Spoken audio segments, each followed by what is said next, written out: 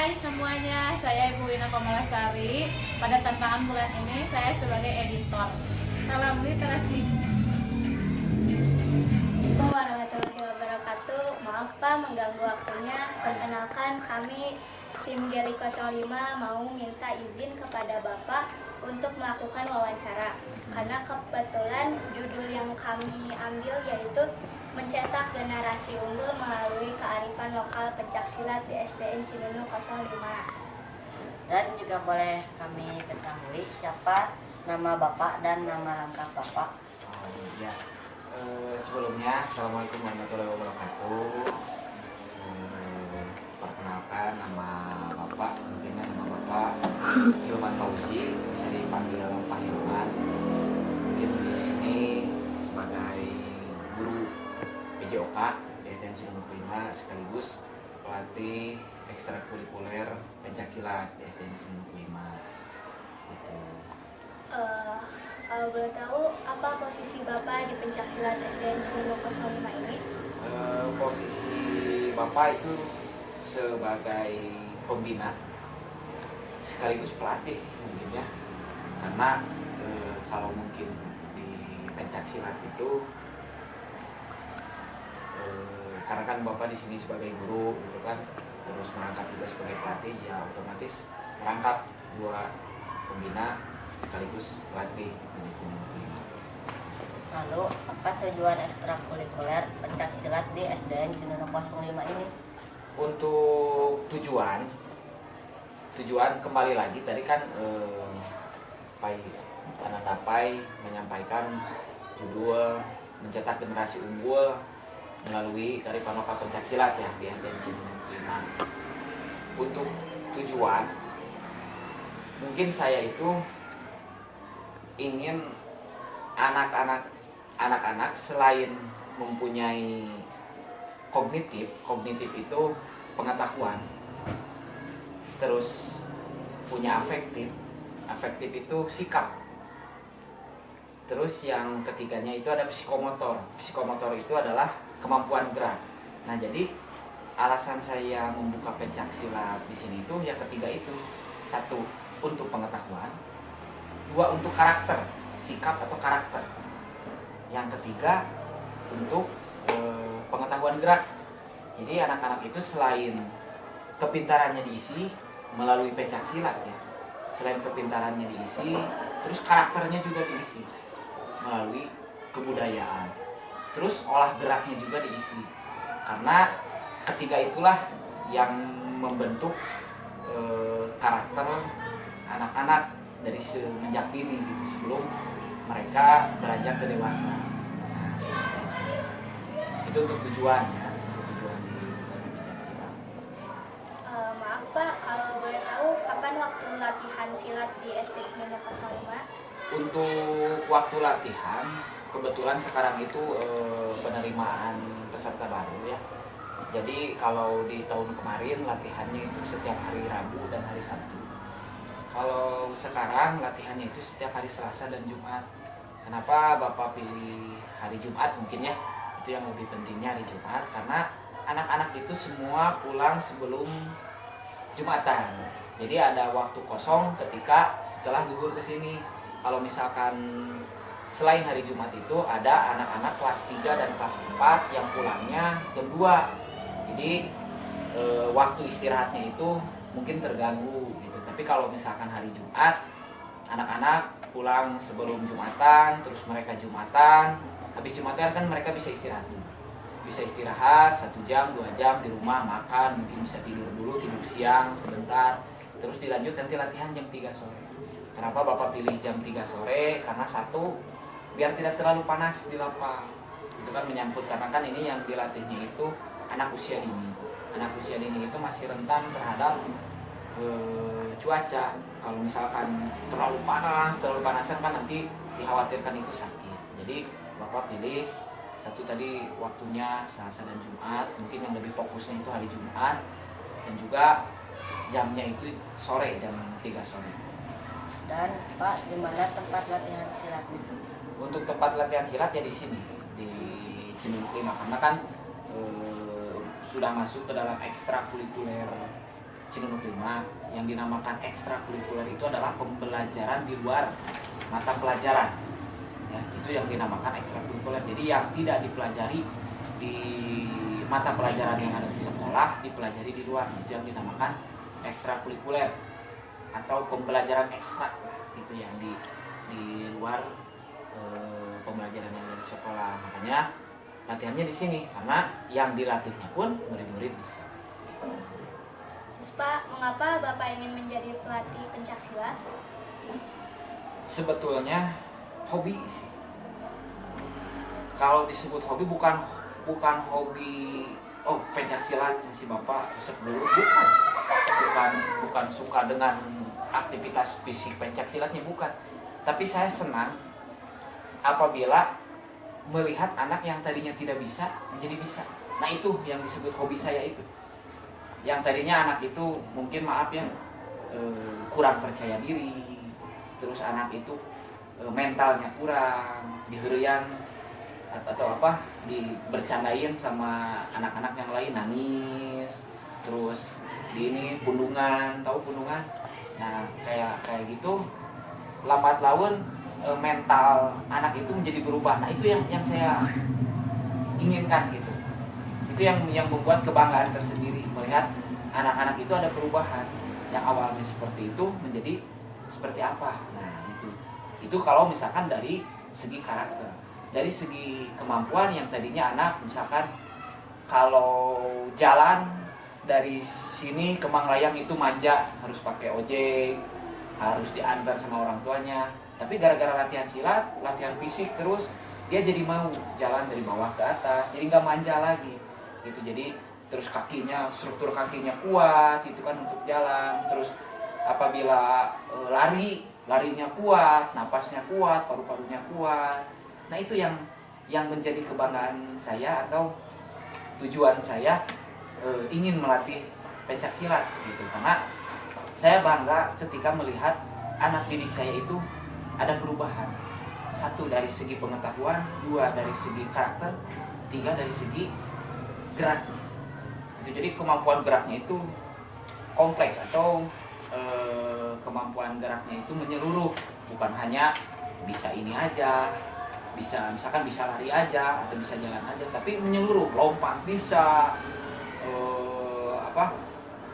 merangkak bisa gitu kan, ngegendong orang bisa gitu. Karena itu yang menjadi kebanggaan tersendiri buat Bapak gitu. Kenapa Bapak memilih melatih pencaksilat? Karena pencaksilat itu warisan leluhur kita atau warisan nenek moyang kita. Tidak akan ada kita kalau misalkan tidak ada nenek moyang. Nah, untuk menghargai perjuangan nenek moyang kita, ya kita harus melestarikan peninggalan-peninggalannya. Salah satunya yaitu pencaksilat gitu. Apabila Jepang bisa bangga dengan karatenya, Korea bisa bangga dengan taekwondonya, Indonesia harus bangga dengan pencaksilatnya karena itu asli murni dari Indonesia. Nah, makanya itu saya mending besarkan produk kita sendiri daripada kita membesarkan produk orang lain. Lalu bagaimana sejarah awal adanya pencaksilat? Kalau membahas sejarah awal tentang pencaksilat, mungkin itu terlalu umum ya. Karena pencaksilat itu berbagai macam perguruan. Jadi pencaksilat itu aliran. Nah, aliran pencaksilat jadi yang membedakan dengan taekwondo, yang membedakan dengan karate, yang membedakan dengan kungfu mungkin dari Cina ya. Jadi pencaksilat itu aliran. Nah, di bawah aliran itu ada perguruan-perguruan yang lain. Kayak misalkan yang Bapak latih sekarang itu perguruan silat Tajimalela. Ada lagi Merpati Putih, ada lagi Perisai Diri, ada masih banyak lagi perguruan yang lain. Kalau membahas pencaksilat secara umum, sejarah awalnya muncul pencaksilat yang saya ketahui, pencaksilat itu muncul dari nenek moyang kita dulu melihat pergerakan hewan bertarung. Melihat pergerakan hewan bertarung, harimau bertarung seperti apa, monyet bertarung seperti apa, ayam bertarung seperti apa. Nah, ditirulah oleh nenek moyang kita untuk mempertahankan diri, mempertahankan keluarga, mempertahankan bangsa. Karena dulu kan negara kita dijajah oleh Belanda, oleh Jepang. Salah satunya untuk mempertahankan diri, keluarga dan bangsa, yaitu harus kita mempunyai kemampuan bela diri. Nah, mencari ilmunya dari mana? Melihat ayam bertarung, melihat harimau bertarung, melihat singa bertarung, mungkin sampai semut bertarung pun itu ada. Kalau misalkan bermanfaat itu diambil gitu. Jadi makanya Tuhan menciptakan makhluk hidup itu yaitu ilmu bagi kita. Nah, nenek moyang kita pintarnya itu dari situ. Daun pun itu ilmu bagi mereka, binatang pun ilmu bagi mereka. Jadi mencari ilmu itu bukan hanya dari buku, tapi dari apa yang kita lihat dari sekitar. Nah, itu kalau sejarah umum pencaksilat. Tapi kalau misalkan membahas sejarah tentang Tajimalela, perguruan silat Bapak, membahas tentang Tajimalela. Tajimalela itu diambil dari nama Tajimalela ya. Nama Tajimalela itu diambil dari seorang prabu atau seorang raja kerajaan Sumedang Larang. Namanya Prabu Tajimalela atau Raja Tajimalela. Nah, itu diambil lah nama dari Prabu Tajimalela karena guru besar Bapak Kang Jajat Sudrajat Kusumadinata itu keturunan langsung dari Prabu Tajimalela. Makanya mengambil nama perguruan pencaksilatnya itu perguruan silat Tajimalela. Itu untuk sejarah singkatnya lah, mungkin lebih dalamnya tidak akan cukup waktu semenit 2 menit, mungkin bisa sampai berjam-jam kalau Bapak membahas sejarah tentang pencaksilat, membahas sejarah tentang Tajimalela. Apa manfaat kita mengikuti pencaksilat? Seperti yang tadi Bapak katakan, karena tujuan Bapak itu untuk melatih 1 kognitif, 2 afektif, 3 psikomotor, 1 pengetahuan, 2 karakter, 3 kemampuan gerak. Jadi ketika adik-adik mengikuti pencaksilat, bukan hanya bisa mukul saja, bukan hanya bisa nendang saja, bukan hanya bisa nangkis saja, bukan hanya bisa membanting saja, tapi adik-adik bisa mengetahui dipukul orang itu sakit nggak, ditendang orang itu sakit nggak, dibanting orang itu sakit nggak. Berarti apa? Adik-adik di sini jangan memukul orang, jangan menendang orang, jangan membanting orang lah, tepuguh-puguh, jual batur, jual orang lain datang ke kamu, pukul sama kamu, tenang sama kamu, nggak salah, nggak apa-apa, langsung pukul sama kamu. Nah, kamu nanti bisa merasakan dipukul sama orang sakit nggak, dibanting sama orang sakit, ditenang sama orang sakit. Makanya kamu jangan begitu kepada orang lain. Nah, itu untuk segi karakternya. Untuk segi geraknya ya mungkin banyak. Kamu berlatih lari, kamu berlatih berjalan, kamu berlatih melompat, kamu berlatih insting. Kalau orang lain nendang kamu harus gimana, kalau orang lain mukul kamu harus gimana. Itu melatih kecerdasan juga, melatih kepintaran, melatih kecerdasan. Selain geraknya. Nah, itu lebih luasnya itu ke sana. Itu jadi manfaat ikut pencaksilat. Terus di darah kamu itu nanti mengalir jiwa seni ketika mengikuti pencaksilat, karena yang dinamakan pencaksilat itu adalah seni bela diri. Seni bela diri ya. Jadi secara tidak langsung kamu nantinya itu akan mengalir darah seni ya, mengalir darah seni. Jadi seninya ada, olahraganya ada, kepintarannya ada, karakternya juga ada. Nah, itu manfaat mengikuti pencaksilat. Sebetulnya luas. Kalau kamu melihat ke arah sana luas. Manfaat apa yang didapatkan. Dan apa suka duka Bapak menjadi pelatih pencaksilat? Untuk suka duka sebetulnya banyak sih. Kalau membahas suka dan duka ya. Sukanya mungkin Bapak bahas dukanya dulu ya. Bapak bahas dukanya dulu. Dukanya begini. Bapak sedih atau Bapak merasa bukan kecewa, merasa sedih apabila murid-murid Bapak yang diajarkan sama Bapak yang tadinya tidak bisa, yang tadinya tidak tahu apa-apa, yang tadinya tidak punya kemampuan, yang tadinya masih nol dilatih sama Bapak, semua dilatih. Bapak diberitahu tentang karakternya, bagaimana ke orang lain, bagaimana berbicara. Nah, murid tersebut setelah Bapak latih, dia mempunyai kemampuan, timbul rasa sombong. Timbul rasa sombong. Lamun kalau kata orang Sunda mah asa aing. Nah, itu Bapak paling sedih kalau melihat murid-murid Bapak seperti itu. Karena Bapak tidak mengajarkan seperti itu, tidak mengajarkan menjadi sombong, tidak mengajarkan jadi so jago, tidak mengajarkan menjadi asa aing, enggak. Kalau misalkan ada murid yang seperti itu Bapak sedih. Di satu sisi dia murid Bapak, di satu sisi dia berarti tidak menghargai Bapak sebagai seorang pelatih atau sebagai seorang guru. Karena Bapak tidak mungkin mengajarkan kamu harus sombong ya, atau kamu kumpul-kumpul itu nggak mungkin Bapak mengajarkan seperti itu. Tapi yang Bapak ajarkan apa? Kamu ketika punya kemampuan coba rendah hati. Jangan tunjukkan kepada orang lain, tapi pada saat tertentu ya kamu tunjukkan. Pada saat penampilan, pada saat di kelas, misalkan kamu lagi ditanya sama guru, kamu berani menjawab, kamu berani ke depan menyampaikan pendapat. Nah, itu yang Bapak mau. Itu. Jadi dukanya Bapak sedih apabila murid Bapak jadi sombong, jadi sok jago, karakternya jadi jelek lah. Itu Bapak paling sedih. Itu dukanya di situ menjadi pelatih. Nah, mungkin sukanya banyak kalau membahas sukanya. Sukanya banyak. Melihat anak berprestasi, Bapak bangga. Melihat anak yang tadinya tidak bisa apa-apa jadi bisa, Bapak bangga. Melihat yang tadinya anak itu SD-nya kayak gini, misalkan nanti besarnya sukses jadi apa, nah, itu sukanya Bapak. Bangganya Bapak di situ. Jadi intinya sukanya Bapak atau bangganya Bapak itu ketika melihat murid-murid Bapak sukses. Nah, itu ketika melihat murid-murid Bapak sukses, itu yang Bapak suka. Bukan sebaliknya. Kalau sebaliknya berarti Bapak duka. Prestasi apa saja yang sudah diraih Cimono 05 dari ekstrakurikuler Pencaksilat? Untuk prestasi kan Tajimalela di SDN Cimono 5 itu baru 2 tahun. Mungkin dari mulai tingkat kecamatan, tingkat kabupaten, provinsi, nasional, itu sudah. Gitu kan, dari pertandingan open, multi event, itu sudah, gitu kan. Banyaklah mungkin yang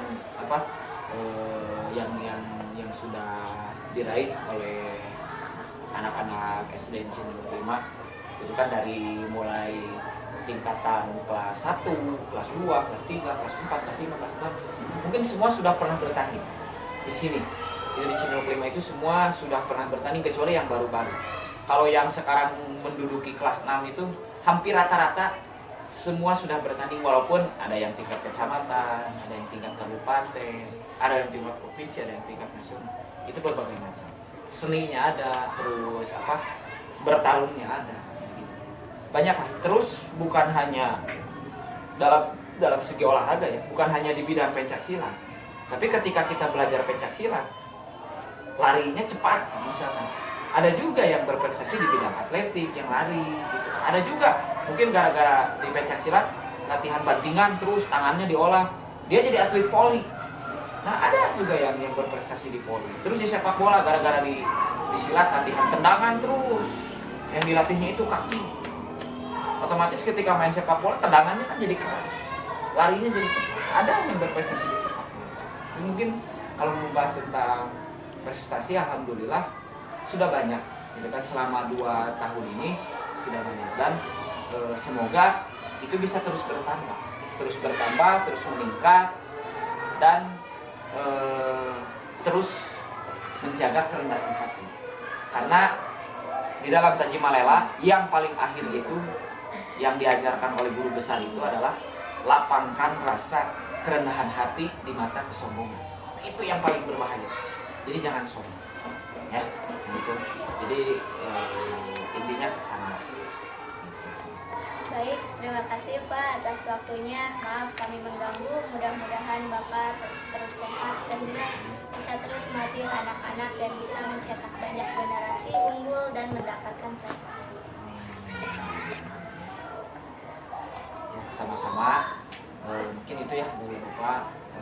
Maaf kalau misalkan tadi selama penjelasan ada yang kurang dimengerti. Terus maaf juga apabila Bapak berapi-api menjelaskan karena Bapak ingin menurut Bapak itu berhasil. Oke, bagus pertanyaan-pertanyaannya, terus pembawa acaranya juga keren, bagus gitu kan, terus tingkatkan ya.